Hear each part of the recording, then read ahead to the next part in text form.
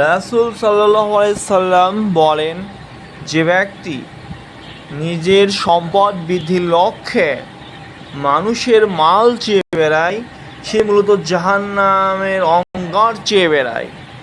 অতএব সেটা কম সংগ্রহ করুক বা বেশি সংগ্রহ করুক। ইবনে মাজাহ 1838 নম্বর হাদিস।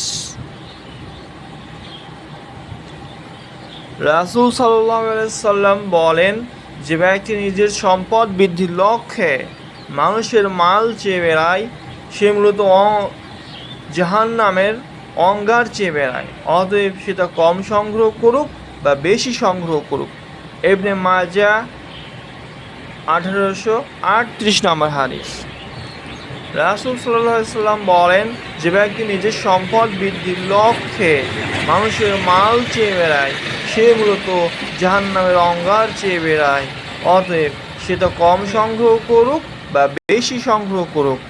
ইবনে মাজাহ আর হাদিস নাম্বার 1838।